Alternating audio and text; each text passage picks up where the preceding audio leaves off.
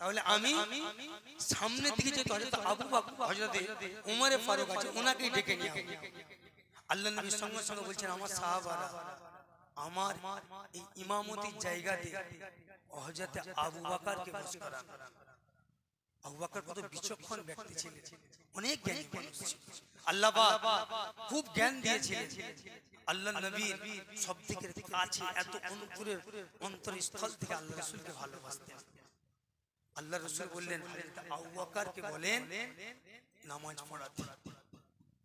এত অসুস্থ হয়ে পড়েছেন আল্লাহ নবী হযরত আলী ফজল বিন আব্বাস রাদিয়াল্লাহু তাআলা আনহু কাঁধে ভর দিয়ে, হাদিস পাকের মধ্যে এসেছে এরকম লটকাতে লটকাতে এরকম ঠিক এরকম লটকাতে লটকাতে এমন যখন কোনো মানুষ দুটো মানুষের কাঁধে ভর দেবে তার সে কেমন ভাবে যাবে, এমন করে লটকাতে লটকাতে যাবে। আল্লাহ নবী লটকাতে লটকাতে গেলেন। হযরত আবু বকর বুঝতে পারলেন যে আল্লাহর রাসূল আসছেন।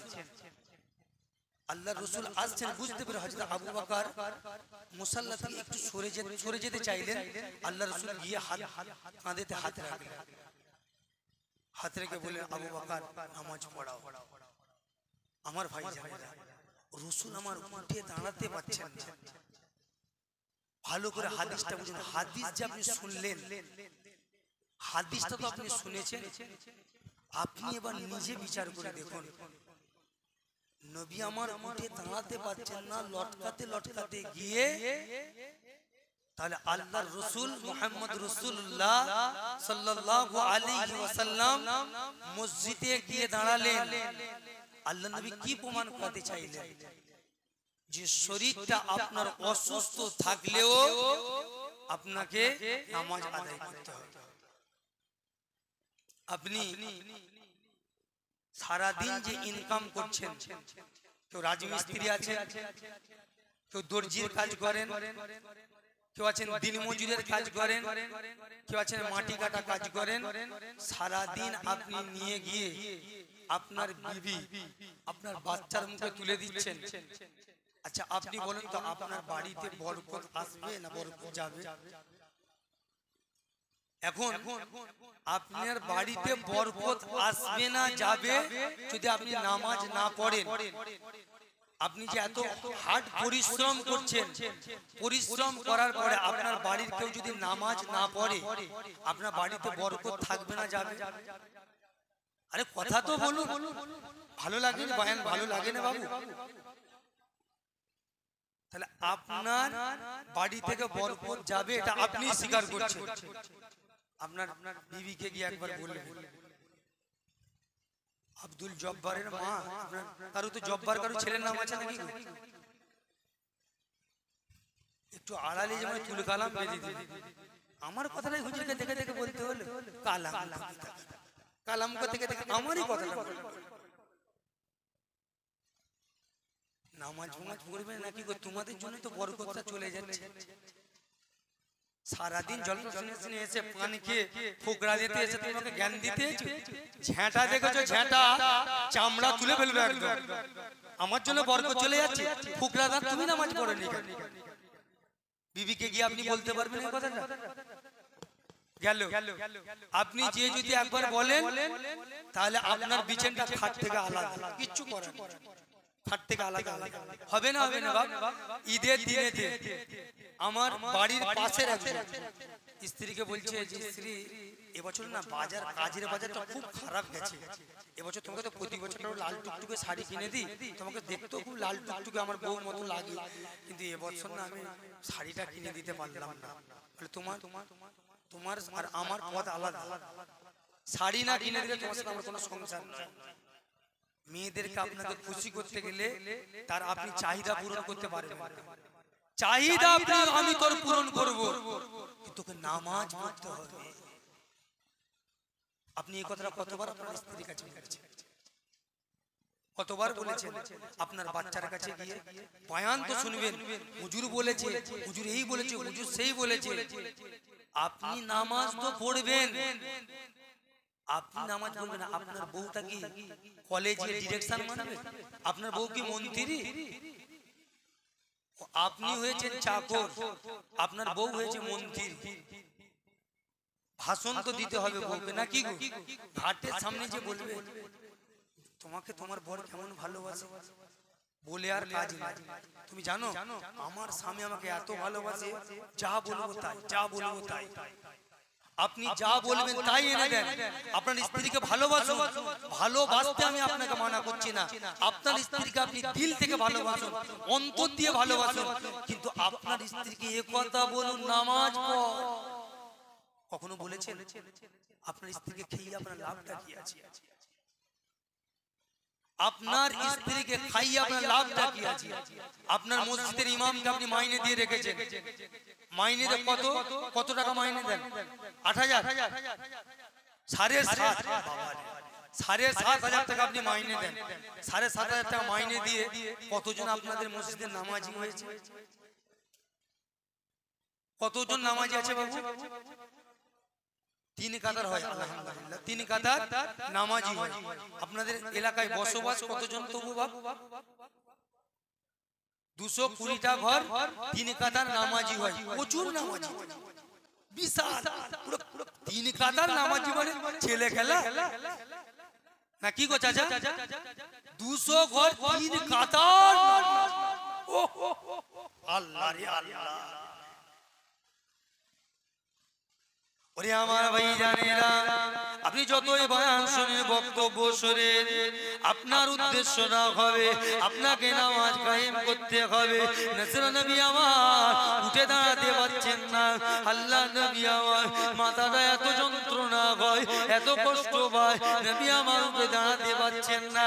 আল্লাহ নবী মুহাম্মদ রাসূলুল্লাহ সাল্লাল্লাহু আলাইহি ওয়াসাল্লাম তবুও নামাজের দিকে গেলেন। ও ভাই জানেরা, এই হাদিস থেকে এটাই প্রমাণিত হয়, তোমার যতই কষ্ট থাক না কেন তোমাকে নামাজটা আদায় করতে হবে। তুমি উঠে দাঁড়াতে পারো, রাসূল আমার উঠে দাঁড়াতে পারলেন না। রাসূল আমার দুজনের কাঁধে ভর দিয়ে এটাই তোমাকে বুঝাতে চাইলো, তোমরা নামাজ কায়েম করো, নামাজ থেকে দূরে সরে যেও না, নামাজ থেকে গাফিল হয়েও না। তুমিও নামাজ পড়ো, তোমার বিবিকেও নামাজ পড়ার কথা বলো। তুমি যখন নামাজ পড়বে, তোমার বিবি যখন নামাজ পড়বে, আমার আল্লাহ রহমত তোমার বাড়িতে বর্ষণ হবে। আরো জোরে বলা যাবে না, আর একটু জোরে হবে না। আল্লাহ পাক রব্বুল আলামিন তোমার বাড়িতে রহমত দেবে। আল্লাহ নবী আমার রাসূল আমার দাঁড়াতে পারছেন না। হযরত আবু বকর সিদ্দিক রাদিয়াল্লাহু তাআলা আনহু নবী আমার দাঁড়িয়ে আছেন, নামাজটা আদায় করলেন। নামাজটা আদায় করার পরে আল্লাহ নবী তেনা উজরাখানায় চলে গেলেন। আল্লাহ নবী 14 দিন পর আর উঠে দাঁড়াতে পারছেন না। আল্লাহ নবী মুহাম্মদ রাসূলুল্লাহ সাল্লাল্লাহু আলাইহি ওয়াসাল্লাম দেখতে পেলেন আমার সাহাবারা কি করছে, নামাজটা পড়ছে কি পড়ছে না। জুমার দিনে ঈশার নামাজটা আল্লাহ নবী আমার আর জয়েন করতে পারছেন না, আর মসজিদে যেতে পারছেন না, আল্লাহ নবী দাঁড়াতে পারছেন না। আল্লাহ নবী সমস্ত সাহাবারা নামাজের কাতারে দাঁড়িয়ে গেছেন। আল্লাহ নবী যখন আসতে দেরি হচ্ছে এটা দেখে সমস্ত সাহাবারা নামাজের কাতারে দাঁড়িয়ে গেলেন। হযরত আবু বকর নামাজের কাতারে দাঁড়ায় চচ্চর চচ্চর করে কাঁদে। আল্লাহ পাক এই নামাজের কাতারে এই মুসাল্লায় নবী আমার দাঁড়াতে, আজকে দিনে নবী আমার শরীরটা এত সুস্থ, রাসূল আমার আসতে পারছেন না। নবীর শরীরটা এত সুস্থ, নবী আমার উঠে দাঁড়াতে পারছেন না।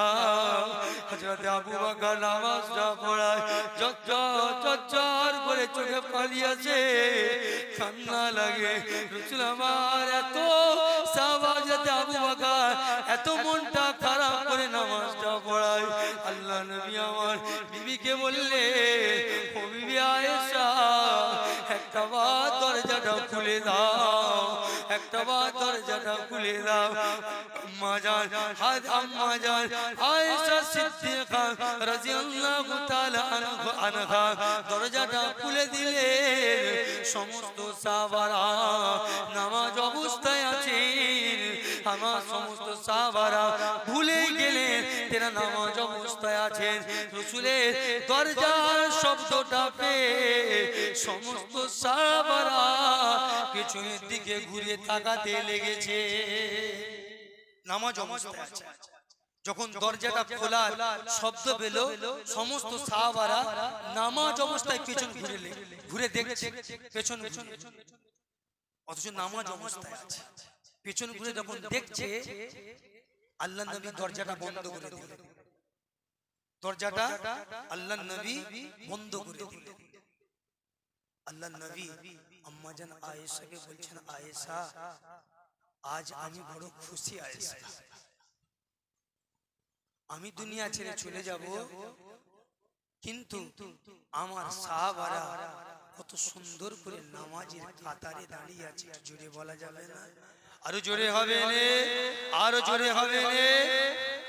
আয়েশা দেখো কত সুন্দর করে আমার আবু বকর ইমামতি করছে, আমার সাহাবারা নামাজ পড়ছে, কত সুন্দর করে নামাজ পড়ছে। আল্লাহ নবী মুহাম্মদ রাসূলুল্লাহ এই হাদিসের সামনে একটা কথা, আল্লাহ নবী মুহাম্মদ রাসূলুল্লাহ সাল্লাল্লাহু আলাইহি ওয়াসাল্লাম প্রতিটা বিবিদের কাছে আল্লাহ নবী মুহাম্মদ রাসূলুল্লাহ পালা বাই পালা যেতেন, সিস্টেম বাই সিস্টেম। আজ এই বিবির কাছে পালা, কাল ওই বিবির কাছে পালা আছে। যেই বিবির কাছে পালা থাকতো আল্লাহ নবী সেই বিবির কাছে যেতেন। সমস্ত বিবিদেরকে বলছেন, ওরে আমার বিবিরা শুনে রেখে দাও, আজ কোন বিবির পালা, আজ কোন বিবির পালা। সমস্ত বিবিরা বুঝতে পারলেন হযরত যায়েনব রাদিয়াল্লাহু তাআলা আনহার বাড়িতে সেই দিনে রাসূলের পালা ছিল। সমস্ত বিবিরা বুঝতে পারলেন নবী আমার মনে হয় কোন একটা বিবির বাড়িতে থাকতে চাচ্ছেন, কেন না রাসূল আমার তো জানেন আজ কোন বিবির পালা, আজ কোন বিবির পালা। আল্লাহ নবীকে সমস্ত বিবিরা বললেন, ইয়া রাসূলুল্লাহ, ইয়া হাবিবুল্লাহ হুজুর, ইয়া রাসূলুল্লাহ, ইয়া হাবিবুল্লাহ হুজুর, আজকে দিনে আমরা সমস্ত বিবি আপনাকে বললাম, আপনার যে বিবির কাছে থাকার ইচ্ছা যাবে আপনি সেই বিবির কাছে থাকুন। আল্লাহ নবী আমার বললেন, ওরে আলী, ওরে ফজল বিন আব্বাস, চলো আমাকে নিয়ে চলো, আমার আয়েশার বাড়িতে নিয়ে চলো। আম্মা জান আয়েশার বাড়িতে নিয়ে যাও হলো। আল্লাহ নবী সমস্ত বিবিদের জন্য দোয়া করলেন। ভাইজানেরা শুনে রেখে দাও, বিবি তুমি দুটো করো, চারটে করো, চারটে আপনি বিবি করেন কোনো অসুবিধা নাই, কিন্তু চারটে বিবিকে আপনাকে সমানভাবে রাখতে হবে। চারটে বিবিকে আপনাকে সমানভাবে রাখতে হবে। রাসূলের বিবি, আপনার মনে প্রশ্ন আসতে পারে, নবী আমার বিবাহ করেছেন, আমিও বিবাহ করব, রাসূল আমার বিবাহ করেছেন, আমিও বিবাহ করব। আপনাকে বিবাহ করতে মানা করছি না, আপনি চারটে বিবাহ করবেন, কিন্তু চারটে বিবাহ করে চারটে বিবিকে সুন্দর করে রাখতে হবে আপনাকে। চারটে বিবিকে আপনাকে সুন্দর করে রাখতে হবে। আপনি পারবেন তো? আপনি প্রথম বিবাহ করেছেন, দ্বিতীয় বিবাহ করবেন, আপনার স্ত্রীর ইজাজত নিতে হবে। আপনি করবেন তো? আপনার প্রথম স্ত্রীর ইজাজত নিতে হবে, স্ত্রী আমার আর একটা বিবির খুব প্রয়োজন। আপনি আপনার স্ত্রীকে গিয়ে এই কথা যদি বলেন, আপনার স্ত্রী কি বলবে? কে বলেছে এটা? ভগবান কোথায় একটা জুড়িয়েছিল এই কথা বলেছে। প্রথম স্ত্রী ইজাজত নিতে হয়। তখন আপনাকে সুন্দর করে ঘরে ডাকবে, কচির আব্বা, মিষ্টি ভাষা এরকম কচির আব্বা আসো।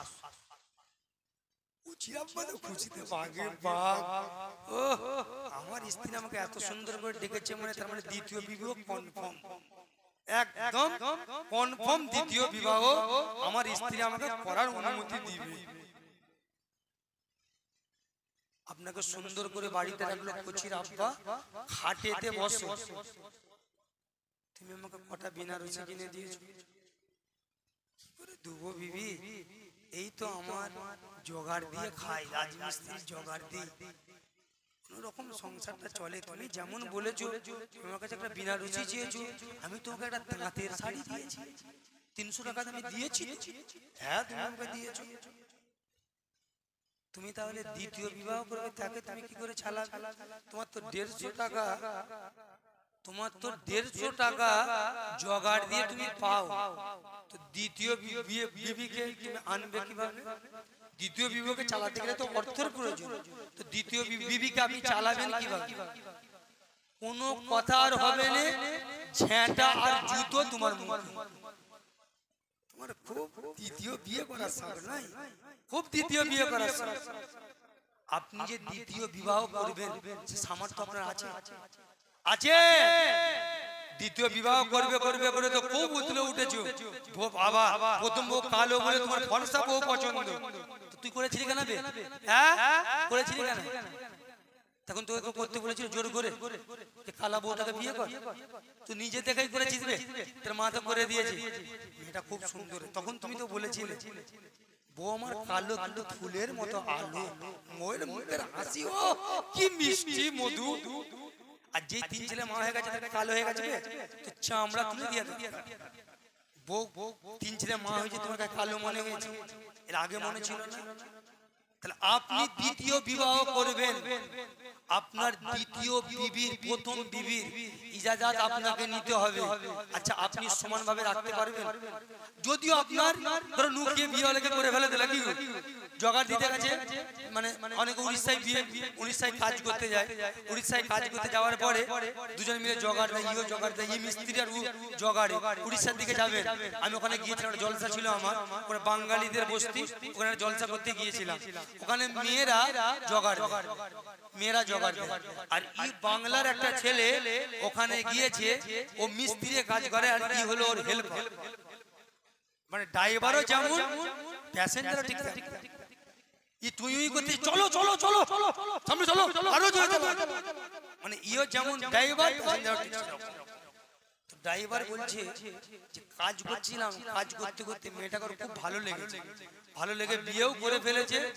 বিয়ে করার পরে বাড়িতেও এনেছে, বাড়িতে আনার পরে ও এখন পালা সিস্টেম করে দিয়েছে। আল্লাহ রসুল যেমন ভাবে করতেন ও কার মুখ দিয়ে শুনেছে, তোমার কাছে একদিন যাবো, ওর কাছে একদিন যাবো, ওর কাছে একদিন যাবো, ওর কাছে একদিন যাবো। একদিন ইয়ে নতুন বিয়ে করেছে, কচি মতো, তো বুড়ি হয়ে গেছে, তো কচি, কচি ডাব খেতে ভালো। তা কি গো, কচি ডাবের দাম বেশি, আপনি ভালো করে দেখবেন। এখন খুব একদিনের জায়গায় পালা সিস্টেম করেছে, একদিন যাবো একদিন যাবো, এর কচি ডাবে 2 দিন রয়ে গেছে। আর যেই 2 দিন রয়ে গেছে দরজা ভেঙে মার বলে ভাই কি করবে, এত মার মেরেছে আমি আর বাড়িতে থাকতে পারি না, আমি উড়িষ্যায় এসে এখন এখানে বসবাস করে আছি। তাহলে আপনি বলুন, আপনি দ্বিতীয় বিবাহ করবেন, তাহলে আপনি দ্বিতীয় বিবাহটা যে করবেন আপনি দুটো স্ত্রীকে সমান রাখতে পারবেন তো? দ্বিতীয় বিবাহ আপনি করুন, আপনাকে মানা করব না, কিন্তু দ্বিতীয় বিবাহ স্ত্রীকে আপনাকে সমানভাবে রাখতে হবে। আল্লাহ নবী আমার সমস্ত বিবিদের উদ্দেশ্য করে নেক দোয়া করলেন, আল্লাহ নবী আমার মন থেকে অন্তর থেকে দোয়া করলেন। আল্লাহ নবী মুহাম্মদুর রাসূলুল্লাহ সাল্লাল্লাহু আলাইহি ওয়াসাল্লাম, আল্লাহ নবী আমার ওই জায়গায় দাঁড়িয়ে রইলেন।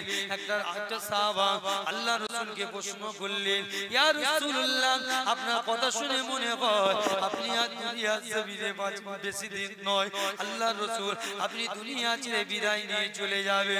ওই সময় আল্লাহ নবী ওই সাহাবা বলেছিলেন, ইয়া রাসূলুল্লাহ ইয়া হাবিবুল্লাহ হুজুর আপনার গোসলটা কে করাবে? আল্লাহ নবী ওই সময় বলেছিলেন, ওরে আমার সাহাবা, আমার আহলে বায়াত, আমার কওমের মানুষেরা শুনে রেখে দাও, আমার বংশ বংশের মানুষেরা যাদের সাথে আমার রক্তের সম্পর্ক আছে, আমার সেই সমস্ত মানুষেরা আমার গোসলটা করাবে। ইয়া রাসূলুল্লাহ আপনার জানাজাটাকে পড়াবে। আল্লাহ নবী ওই সময় বলেছিলেন, ওই সাহাবাটা বললেন ইয়া রাসূলুল্লাহ আপনার আল্লাহ রাসূল কে আপনার পোশাকটা পরাবেন। আল্লাহ রাসূল ওই সময় বলেছিলেন আমার কওম আমার বংশের মানুষেরা আমার রক্তের সম্পর্ক যাদের সাথে আছে। আবার ওই সাহাবাটা বললেন ইয়া রাসূলুল্লাহ ইয়া হাবিবুল্লাহ হুজুর দুনিয়া ছেড়ে তো চলে যাবে, কে আপনার জানাজার নামাজটা পড়াবে? আল্লাহ নবী এই সময় বলেছিলেন, আল্লাহ নবী জানিয়ে দিয়েছিলেন ওরে আমার সাহাবারা শুনে রেখে দাও, সর্বপ্রথম আমার জিবরাইল আর মিকাইল দুজন মিলে আসবে, এসে আমার জানাজার নামাজটা পড়বে। তারপরে প্রথম আসমান, যত আসমানে যত ফারিস্তারা আছে একে একে আসবে, এসে আমার উপরে দরুদ পড়বে। কিতাবের মধ্যে পাওয়া যায় রাসূল আমার বলছেন সবাই দরুদ পড়বে। তারপরে আমার বংশের মানুষেরা, আমাদের পুরুষেরা আসবে, মহিলারা আসবে, বাচ্চারা আসবে, সমস্ত মানুষেরা আসবে, কুরাইশ বংশের মানুষেরা আসবে, মদিনার মানুষেরা আসবে, মেয়েরা আসবে, বাচ্চারা আসবে। তারপরে তোমরা আমাকে দাফন করে দিও। আল্লাহ নবী মুহাম্মদুর রাসূলুল্লাহ সাল্লাল্লাহু আলাইহি ওয়াসাল্লাম এই কথা ফাতেমা বলেছিলেন। আমার নবী আমার আব্বা জান আমার কানের কাছে এসে সর্বপ্রথমে আমাকে বলেছিল মারে মা আমি আর দুনিয়ায় বাঁচবো না, আমার দুনিয়া ছেড়ে বিদায় নেওয়ার টাইম হয়ে গেছে। এই কথাটা শোনার পরে আব্বা জান এত কান্না কাঁদে, এত কান্না কাঁদে। আল্লাহ নবী আবার বেটি ফাতেমাকে ডাকলেন, বেটি ফাতেমা রে কেঁদো না মা, কেঁদো না, কেঁদো না মা, কেঁদো না, আসো মা আসো। আবার কানের কাছে মুখটা লাগিয়ে বিড় করে কি জানো একটা বলে। আম্মা জান আয়েশা জিজ্ঞাসা করেছিলেন বেটি ফাতেমা রাসূল আমার দ্বিতীয়বার তোমার কানে কি বলেছিল?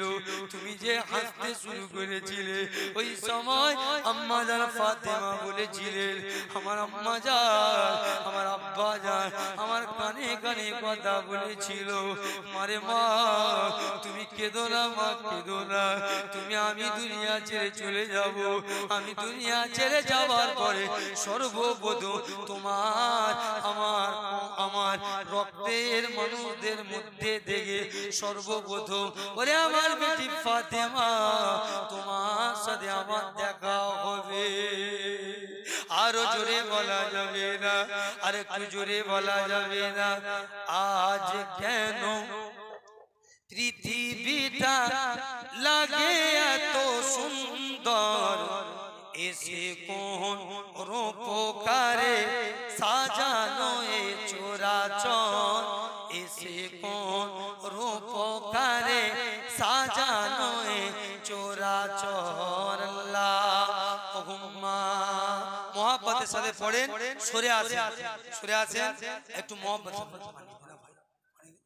দরুদ পড়েন। আল্লাহুম্মা মোহাব্বতের সাথে পড়েন ভাই, রাসূলের নামে দরুদ পড়বেন, একটু অন্তর লাগিয়ে পড়েন, মন থেকে পড়েন বাবা, একটু অন্তর দিয়ে পড়েন, দরুদ পড়েন। আল্লাহুম্মা বায়ান করবি তো ছেড়ে দিচ্ছি দরুদ শরীফ। আল্লাহুম্মা